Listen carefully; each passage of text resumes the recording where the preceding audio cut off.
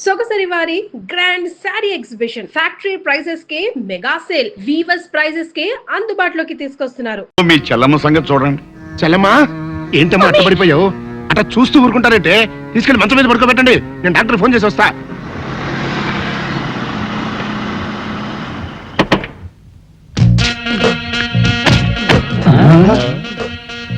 మీరనుకున్నదొక్కటి అయినది ఒక్కటి బోల్తా కొట్టారు రా. ఏంట్రా సూపులో నీ ఆ రోజు ఏమన్నావురా? ఈ ఫేస్ కి ఏ అమ్మాయి దొరకదా? ఇప్పుడేమంటావురా? రంపరా రంప దొంగ rascal. Dirty fellows, dirty area, dirty smell.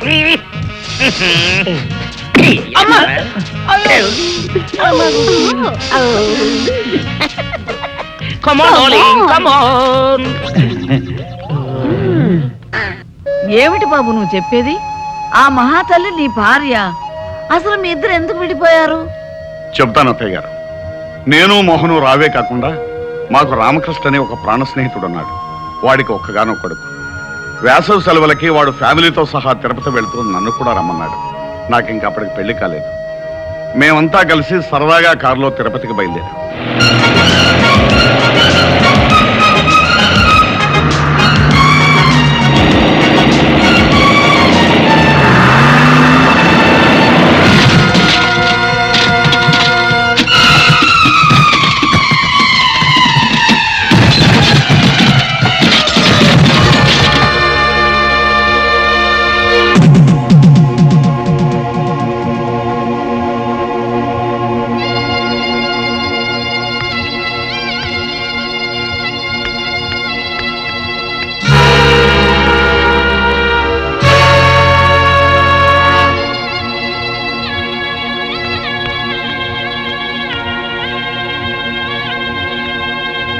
పెళ్ళయిన తర్వాత 1-2 సార్లు ప్రమీలతో విషయం చెప్పాలని ప్రయత్నించాను. కానీ అప్పటికే నా మీద అనుమానం పెంచుకున్న ప్రమీల నాకు వేరే ఆవిడికి సంబంధం ఉందని, ఆ సంబంధం వల్లే ఈ కుర్రాడు పుట్టాడని నాతో గొడవ పడింది. ఎంత చెప్పినా వినకుండా యక్ష ప్రశ్నలు వేసి వేధించి చివరికి నాతో తెగదెంపులు చేసుకుని నన్ను ఇంట్లోంచి పంపేసింది. ఇక నువ్వేం చెప్పక్కర్లేదు బాబు, మాకంతా అర్థమైపోయింది. విడిపోయిన మీ కుటుంబం కలవటం కోసం నువ్వు ఏ నాటకం ఆడినా మేమంతా తలా ఎంత సాయం చేస్తాం. చాలా సంతోషం అత్తయ్య. అమ్మ రాణి, అక్క దగ్గరికి వెళ్దాం పద.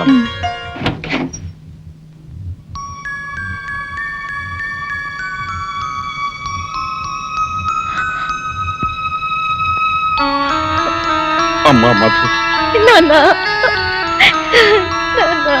ఊరుకోమ్మా ఊరుకో. ఎలా ఉన్నావమ్మా? అమ్మకి మీకు దూరం అయ్యాననే బాధ తప్ప నాకే దిగులు లేదు నాన్న. పిచ్చి తల్లి, మీకు దూరంగా ఉన్నానే కానీ మీ అమ్మలాగా మిమ్మల్ని దూరం చేసుకోలేదమ్మా. ఇంకెప్పుడు మీ కళ్ళ ముందే ఉంటాగా. రండి నాన్న. మధు, మీ అల్లుడు గారు నాన్న. ఇంతకాలం తర్వాత మీ మామయ్యని పరిచయం చేసుకోవాల్సి వచ్చిన దురదృష్టవంతుడు బాబు. భలేవారే మావయ్య, కొత్తగా మీ పరిచయం దేనికి? మీ అమ్మాయి మిమ్మల్ని తలుచుకుని రోజంటూ ఉంటేగా. పైగా మా మర్తల పిల్ల రోజు వచ్చి వాళ్ళ అక్కను ఓదార్స్తూనే ఉంటారు. అవునన్నా, పాపం బావగారు అనాథల్లా బాధపడకుండా రోజు ఇక్కడికి రావడం అలవాటు చేసుకున్నాను. చిన్నపిల్లవైనా నీ పెద్ద మనసుకి గర్వపడుతున్నానమ్మా. అంతకన్నా గర్వపడే విషయం మరొకటి ఉంది మావయ్య. మీ పెద్దమ్మాయి నన్ను తండ్రిగాను మిమ్మల్ని తాతగాను ప్రమోట్ చేసింది. చాలా సంతోషం అమ్మా. నీకు పసుపు కుంకాలు ఇవ్వలేకపోయినా నువ్వు నన్ను తాతం చేస్తున్నావు. మీ ఆశీర్వాదం ఉంటే నాకంతే చాలు నాన్న. ఏ జన్మలో ఏ పాపం చేసుకున్నాము. మన కుటుంబంలో అందరూ ఒకరికొకరు కాకుండా అయిపోయాం. నేను అనుకున్నదంతా జరిగి మళ్ళీ మనందరం ఒకటయ్యే రోజు కోసం ఎదురు చూద్దాం.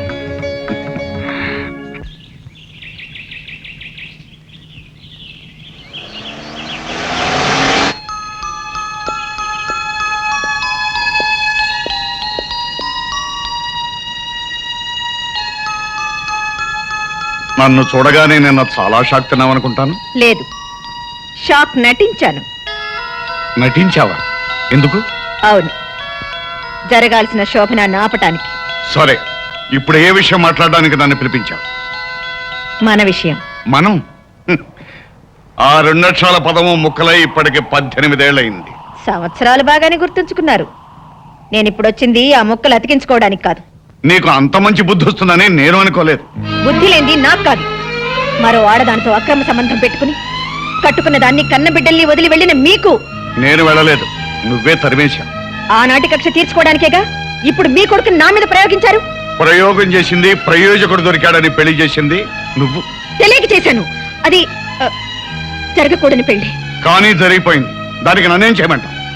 వరస కాని వాళ్ళిద్దరి మధ్య శోభనం అనే మరో దారుణం జరగకుండా మీ అబ్బాయిని విడాకులు ఇమ్మనండి, మీతో పాటు దుబాయ్ తీసుకువెళ్ళండి. వరస ఎందుకు కాదో వాడికి నువ్వే చెప్పు. అంటే 10 మందికి తెలిసేలా మీరు నా భర్త అని నా నోటితో నేనే చెప్పాలంటారు. పోనీ నన్ను చెప్పండి, నేనే చెప్పేస్తాను. నో, అది నేను భరించలేను. అంటే నన్ను భర్తగా అంగీకరించడానికి నీకు నామోషిగా ఉందన్నమాట.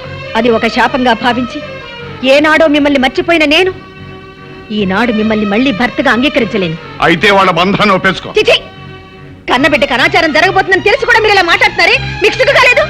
అనాచారం గురించి నువ్వు మాట్లాడుతున్నావా? ఇల్లరికి మొగుడును చులకం చేసి ఇంటి నుంచి గెంటేయడం అనాచారం కాదు. కన్న కూతురికి కళ్ళెదురుగా ఉన్న తండ్రిని గురించి చెప్పకుండా తండ్రిని బిడ్డని వేరు చేస్తున్నావే, అది అనాచారం కాదు. ఇంత జరిగిన తర్వాత ఇప్పుడు ఈ శోభనం గురించి వెనకడతావెందుకు?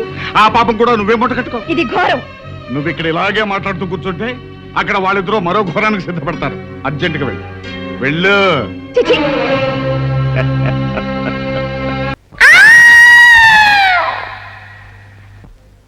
రాణి, పిలిచావా మమ్మీ? అసలు నీకు బుద్ధిందా? అంత పాటలేంటి, గంతులేంటి? అదేమిటి మమ్మీ, ఆయన నా భర్తేగా. భర్త లేదు, బీరకాయ లేదు. ఈ క్షణం నుంచి నువ్వు అతనికి దూరంగా ఉండాలి. ఎందుకు ఉండాలి? నేను చెప్తున్నాను కాబట్టి. ఏమిటి మమ్మీ, అతన్ని పెళ్లి చేసుకోమన్నా చేసుకున్నాను, శోభనానికి రెడీ అవ్వమన్నా సరేనన్నాను. ఇప్పుడు ఇంత దూరం వచ్చాక అబ్బా, ఇంతవరకు జరిగింది ఏదో జరిగింది. ఇక మీదట ఏమి జరగకూడదని చెప్తున్నాను. కారణం ఏంటి మమ్మీ? అతని జాతకం మంచిది కాదట. 1 నెల రోజుల్లోగా శోభనం పెడితే అతని ప్రాణగండం ఉందట. అలా అని ఎవరన్నారు? నేను. ఏమిటే ఆరాలు తీస్తున్నా వారాలు? అలా అని ఓ పెద్ద పంతులు గారు చెప్పారు. పిలుస్తున్నాడు మమ్మీ. ఏమిటి అలా గింజుకుంటున్నావు? పాపం, నేను దగ్గర లేకపోతే తను ఉండలేడు మమ్మీ. ఉండలేకపోతే ఊరేసుకుని చావని. ఏం చెత్తగారు, మంచి మూడ్ లో ఉండగా నా మిస్సెస్ ని పిలిచి ఉరులు చావడాలు అంటున్నారేంటి? నేనంటున్నది ఊర్లో చావడాల గురించి కాదు, మా అమ్మాయి కూరలో పావడాల గురించి. నిజం చెప్పకుండా ఈ డ్రామాలు ఏమిటి మమ్మీ? వివేక్, 1 నెల రోజుల దాకా మన శోభనం జరగకూడదని, జరిగితే నీకు ప్రమాదం అని ఎవరో పంతులు గారు చెప్పారట. ఎవడా పంతులు? గొంతు నిలువ చంపేస్తా. అయినా పెళ్లికి లేని ముహూర్తం శోభనానికి దేనికట? అదేమిటి అలా అంటారు? ఏ శుభకార్యానికైనా మంచి ముహూర్తం ఉండాలి కదా. ఆ, నేను కూడా మంచి ముహూర్తం చూసే పెళ్లి శోభనం చేసుకున్నాను. కానీ మా ఆవిడ నాతో కలిసి లేదే. అయితే ఇప్పుడు వివేక్ మమ్మీ మీతో ఉంటోలేదు అంకుల్? ఏయ్ రాణి, మా డాడ్ మాట్లాడేది మా మమ్మీ గురించి కాదు, ఆయన వదిలేసిన మొదటి భార్య గురించి. ఆవిడ అంత డేంజరస్ లేడీయా ఓ వివేక్? డేంజరస్ అని నెమ్మదిగా అడుగుతున్నావేంటి? షీఈస్ ఎ డెవిల్. తప్పు బాబు, ఎంతైనా ఆవిడ నీకు తల్లి లాంటిది కదా. సాటి ఆడది కాబట్టి మీరు ఇలా రియాక్ట్ అవుతున్నారు అనుకుంటాను. అది కాదు బాబు, ఆవిడెన్ని బాధలు పెట్టుండకపోతే కట్టుకున్న భర్తను అలా వదిలేసి ఉంటుంది. మీరెన్నైనా చెప్పండి, ఆవిడ ఖచ్చితంగా గయ్యాలి మహంకాళి. Stop it! బాబు వివేక్, ఇప్పుడు రంభలాంటి నీ పెళ్ళాన్ని పక్కనుంచుకుని ఎప్పుడో నన్ను వదిలేసిన నా పెళ్ళాన్ని గురించి ఆలోచించడం అనవసరం, వేస్ట్. ఏమంటారు ప్రమీలాదేవి గారు? చూడండి, ఇప్పుడు మీరిద్దరూ కలిసి కాపురం చేయటం వల్ల వచ్చే ప్రమాదం లేదు, పేడ తట్టలేదు. మీకోసం సినిమా టికెట్లు తీసుకొచ్చాను. హ్యాపీగా సినిమా చూసి సంతోషంగా అలా అలా తిరిగిరండి. మంచి బట్టలు వేసుకెళ్ళండి. Thank you. Come on darling. Rani, వెళ్ళనివ్వండి ప్రమీలాదేవి గారు. అన్నీ వదులుకుని ఉండటానికి వాళ్ళు మనలాంటి వాళ్ళు కాదు కదా. అందరూ కలిసి నా ప్రాణాలు తీసేస్తున్నారు.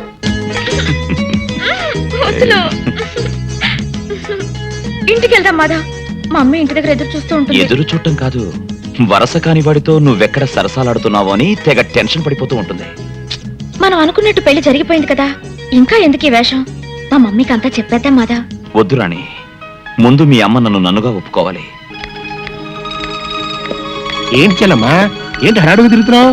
అన్నయ్య, రాణి సినిమాకి వెళ్ళింది కదా, 11:10 అవుతోంది. ఇంకా ఇంటికి రాలేదు.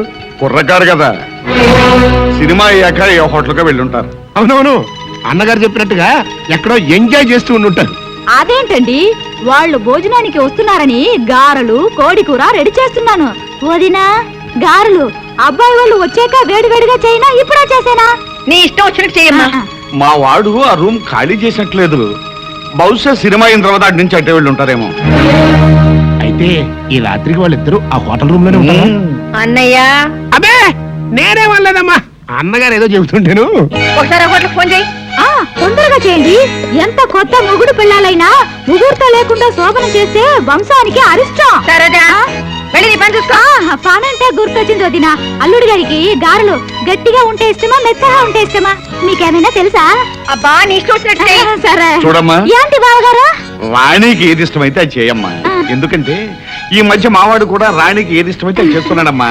వాళ్ళిద్దరు అలా కలిసిపోయారమ్మా. అలాగేనండి. ఎంగేజ్ అండి. ఎవరు పోనా మన వాళ్ళ? అన్నగారు కరెక్ట్ గా టైం చూసి జోకేస్తారు. చిలిపి. మమ్మీ, రాణి, వచ్చేసావమ్మా? అబ్బబ్బబ్బబ్బబ్బా, ఏంటమ్మా ఏమైంది? ఏం చెప్పమంటారు అంకుల్? వివేక్ దంచేశాడు. నిజంగా? అవును అంకుల్, మేము సినిమా నుంచి తిరిగి వస్తుంటే రోడ్డు మీద మాధవ్ ఎదురై మమ్మల్ని ఆపి పిచ్చి పిచ్చిగా వాగాడు. దాంతో వివేక్ రెచ్చిపోయి తుక్కు రేకొట్టేశాడు.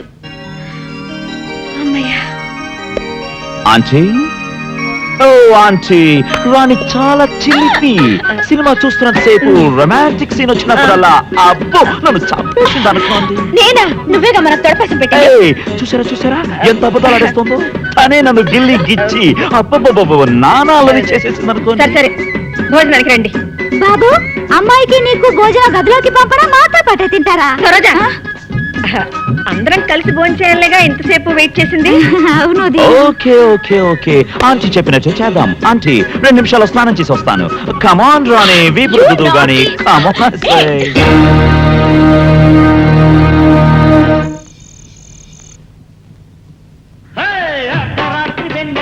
అందమైన మధ్యన తోసుకుందామా, శృతి చేసుకుందామా.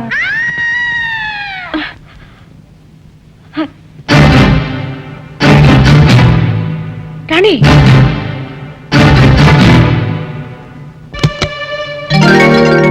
రాణి, నీకు ఆంటీ రాణి కావాలనుకుంటాను. నీకెలా తెలుసు? ఇదిగో. రాణి, నీకెన్నిసార్లు చెప్పాను నాకు చెప్పకుండా గదిలోకి రావద్దని? అది కాదు మమ్మీ. ఆంటీ, రాణిని నేనే ప్యాకాజానికి రమ్మన్నాను. అయినా మా గదిలోకి వచ్చి మమ్మల్ని డిస్టర్బ్ చేయడానికి మీరెవరు? నేను రాణికి జన్మనిచ్చిన తల్లిని. నాకు పిల్లనిచ్చిన అత్తగారు కూడా. కాబట్టే సాంప్రదాయానికి విరుద్ధంగా ఒకే గదిలో ఉండడం మా పద్ధతి కాదని చెప్తున్నాను. సారీ ఆంటీ, మీరే ఉద్దేశంతో మా ఫ్యామిలీ లైఫ్ అడ్డుపడుతున్నారో నాకు అర్థం కావట్లేదు. కానీ ఒక్క విషయం గుర్తుంచుకోండి, మీరు హెచ్చరిస్తే సరే అంటానికి నేను మీ ఫ్యాక్టరీ ఎంప్లాయీని కాదు, చట్టబద్ధంగా రాణిని పెళ్లి చేసుకున్నవాణ్ణి. అందుకే రాణి మీద సర్వాధికారం ఉన్న భర్తగా రేపే రాణిని తీసుకుని దుబాయ్ వెళ్ళిపోతున్నాను.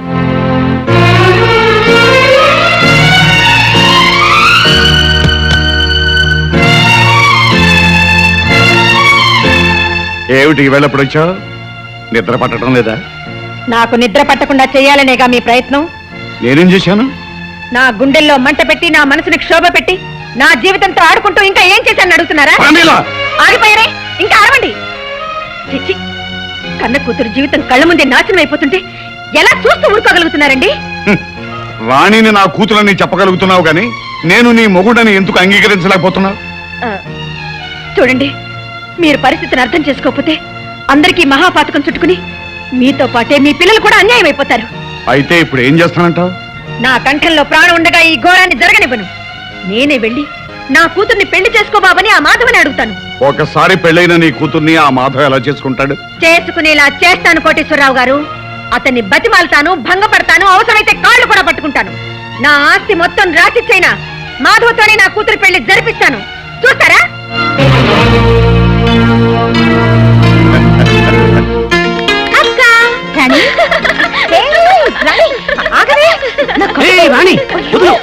అసలే మీ అక్క ఒట్టి మనిషి కూడా కాదు. బావా, ఇవాళ నాకు ఎంత ఆనందంగా ఉందో తెలుసా? ఏమిటే విశేషం? మాధవ్తో నా పెళ్లికి మమ్మీ ఒప్పుకుంది. నిజంగా? అవునక్క, మాట్లాడడానికి వాళ్ళ ఇంటికి కూడా వెళ్ళింది. కంగ్రాచులేషన్స్. థ్యాంక్ యూ బావా.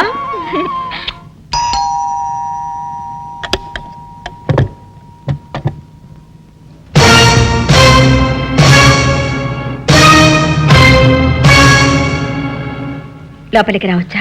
రాదగ్గ చోటని మీకు అనిపిస్తే రానివ్వడానికి నాకేం అభ్యంతరం లేదు. మీరింకా గతాన్ని మర్చిపోలేదనుకుంటాను. మన మధ్య ఒక గతం ఉందని ఇంకా గుర్తుంచుకున్నారే. మీరిలా దేపి పొడుస్తున్నది ఒకనాడు నేను చేసిన అవమానాన్ని మర్చిపోలేకేనని నేను ఊహించగలను. మరి అంత ఊహించగలిగిన మీరు నా ఇంటికి ఇంత నిబ్బరంగా ఎలా రాగలిగారు? ఒక ఆడపిల్ల తల్లిగా మీరు అంగీకరిస్తే కాబోయే వియ్యపురాలిగా. వియ్యపురాలుగానా? ఆ రోజు 10 మందిలో ఏమన్నారు? సాటి స్త్రీగానే కాకుండా ఒక మామూలు ఆడదానిగా కూడా మీ ముందు నిలబడే అర్హత లేదన్నారే. మా మాట అబద్ధం, మా మనసు అబద్ధం, మా బ్రతుకులే అబద్ధం అని చెప్పారే.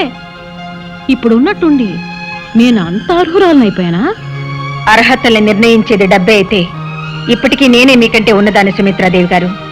కానీ ఒక్క మాట, ఆ రోజు మిమ్మల్ని నేను అవమానించింది కూడా అబద్ధాలు చెప్పి మభ్య పెట్టారనే తప్ప ఆస్తిపాస్తులు తక్కువే ఆయన కాదు. 1000 అబద్ధాలాడైనా ఒక పెళ్లి జరిపించడం తప్పు కాదనే ఆలోచనతో నేను తొందరపడిన మాట నిజమే. కానీ మీరు మాత్రం నా దగ్గర అన్ని నిజాలే చెప్పారా?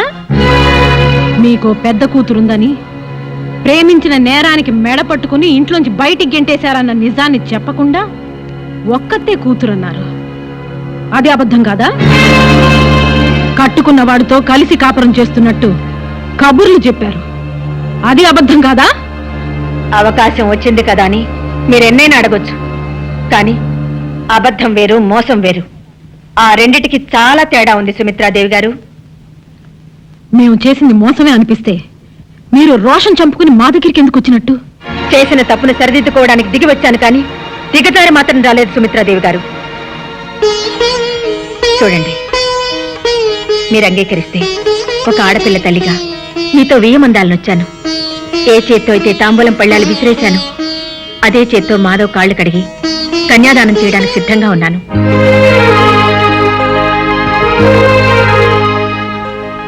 సాటి ఆడదానిగా నేను మిమ్మల్ని అర్థం చేసుకున్నాను. రాణిని నా ఇంటి కోడలుగా చేసుకోవడానికి మాధవ్ తరఫున నేను మీకు హామీ ఇస్తున్నాను. Wonderful, wonderful. పెళ్లి కాని కూతురు కోసం అబ్బాయిల్ని వెతికే తల్లుల్ని చూశానే కానీ ఆల్రెడీ పెళ్లైన కూతురికి మొగుణ్ణి వెతికే తల్లిని నిన్నే చూస్తున్నాను. శ్రీ శ్రీ శ్రీమతి ప్రమీలాదేవి గారు. నువ్విక్కడ? నీ కూతురికి నాకు శోభనం జరగకుండా నువ్వు అడ్డం పడుతున్నప్పుడే ఇలాంటిదేదో చేస్తావని ఊహించాను. అందుకే నిన్నో కంట కనిపెట్టాలని ఇక్కడికొచ్చాను. నువ్వు కనిపెట్టినా కనిపెట్టకపోయినా నా నిర్ణయం మారదు. మాధవ్తో రాణి పెళ్లి జరిపించి తీరుతాను. అంటే చట్టం దృష్టిలో నేరం చేయబోతున్నారన్నమాట. ఏమిట్రా నీ బోడి చట్టం? కాగితాల మీద సంతకం పెట్టినంత మాత్రాన పెళ్ళైపోతుందా? పెళ్ళంటే ఎన్ని కావాలి? బాజాలు కావాలి, భజంత్రీలు కావాలి, తాళిబొట్టు కావాలి, తలంబరాలు కావాలి. బాగా చెప్పారు. ఒరేయ్, ఇక ఆపరా నీ కొంటితనం. మీ కాబోయే అత్తగారు పూర్తిగా మారిపోయింది. ఇంకా ఎందుకురా ఈ వేషాలు గెడ్డాలు? తీరే.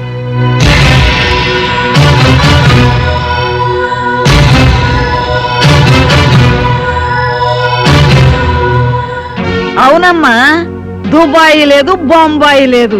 ఇన్నాళ్ళు నా మనవడు నీ భర్త సాయంతోనే ఇంత నాటకం ఆడాడు. అవును చెల్లెమ్మ, చిన్నప్పటి నుంచి మేము ముగ్గురం ప్రాణ స్నేహితులం. వీడి ప్లాన్ ప్రకారమే ఇదంతా చేశాం. నిన్ను మోసం చేయాలని కాదు ప్రమేల. నీ మాటే కరెక్ట్ అని, నీ నమ్మకాలే గొప్పవని భావించే నిన్ను మా మధ్యగా రప్పించాలని, ఆ ప్రయత్నంలో రాణిని మాధవుని ఒకటిగా చేయాలని నేను జోక్యం చేసుకున్నాను. అసలు నీ పంతం నీదే కానీ ఎంతటి కిరాతకుడైనా భార్యను లొంగ తీసుకోవటానికి అన్నా చెల్లెళ్లతో కాపురం చేయిస్తాడని ఒక్క క్షణమైనా ఆలోచించావా? నువ్వు నా ఆవేదన అర్థం చేసుకోలేదు ప్రమేల. కాబట్టే 18 ఏళ్ల క్రితం నన్ను అనుమానించి అవమానించి ఇంటి నుంచి బయటకు పంపేసిన ప్రమేల్లాగా ఇంకా ఆలోచిస్తున్నా. ఆగు ప్రమేల, ఇప్పటికైనా నిజాన్ని గ్రహించి రాణిని ఆశీర్వదిస్తే తల్లిగా నీకు చిన్న కూతురైనా మిగులుతుంది. లేదంటే నీ పెద్ద కూతురులాగే రాణి కూడా నీకు దూరం అవుతుంది. అప్పుడు నీకుగా ఎవ్వరూ మిగలదు, నీకు నువ్వు తప్ప.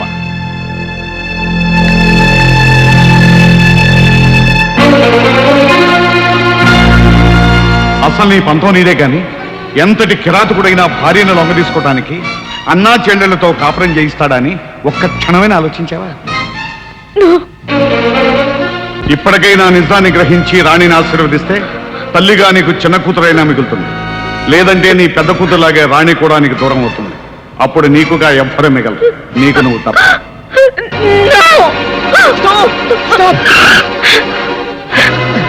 అతయ్య, మా నాన్న రాణిని మాధవిని కాళ్ళు ఎక్కించుకొని దయ్యాల బంగ్లా తీసుకెళ్ళిపోయాడు. రాణిని మా అన్నయ్యకి ఇచ్చి బలవంతంగా పెళ్లి చేస్తానట.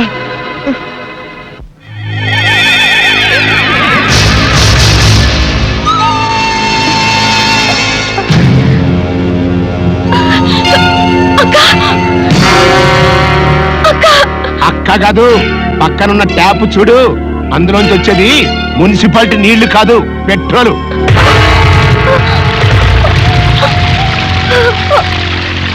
మర్యాదగా మా వాడిని పెళ్లి చేసుకోవడానికి ఒప్పుకో, లేకపోతే ఒక కగ్గిపుల్లతో కడుపులో ఉన్న బిడ్డతో సహా మీ అక్క సజీవదహనం అయిపోతుంది. పెళ్ళైన ఆడపిల్లని మళ్ళీ పెళ్లి చేసుకోమడానికి నీకు సిగ్గులేదు? లేదు. ఎంతకీ నువ్వు మాట్లాడేది మీ రిజిస్టర్ మ్యారేజ్ గురించేనా? పిచ్చిదానా, రిజిస్టర్ మేనేజ్ చేసి ఎప్పుడో కాగితాలు తీసుకొచ్చానే, ఇదిగో నీకు చూపించి చించేద్దామని తీసుకొచ్చా.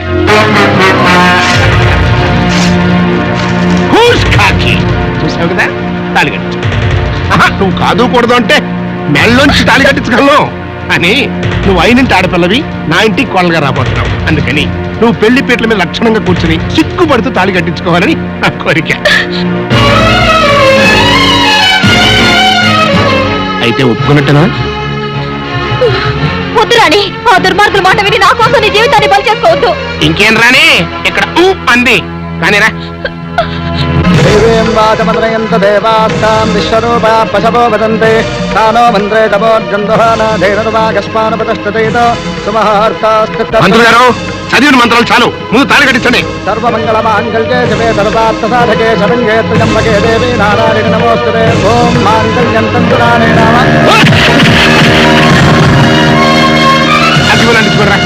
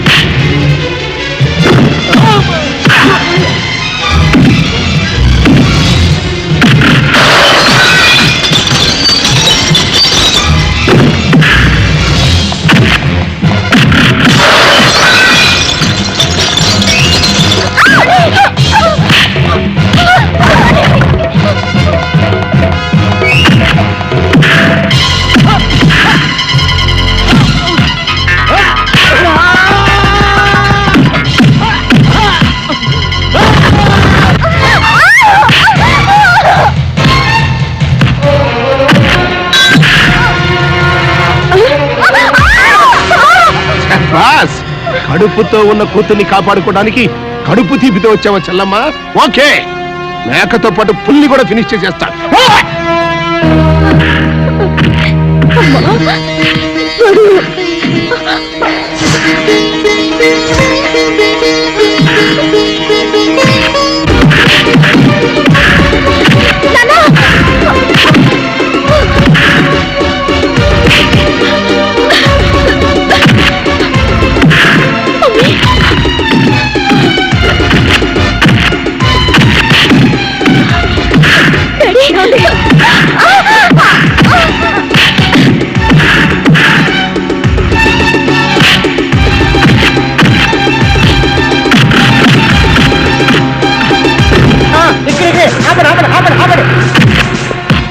అల్లుడు ఆయన నల్ల కోట వేసుకుంటాడు కూలపరిచండి వెళ్ళండి మీరు వెళ్ళండి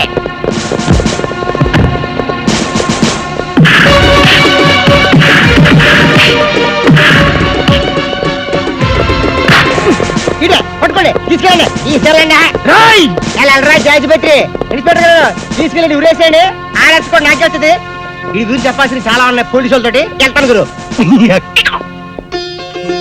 ఒరే నాయన దెబ్బలన్నీ ఏమిట్రా ఏం కాలేదు నానమ్మ పదండి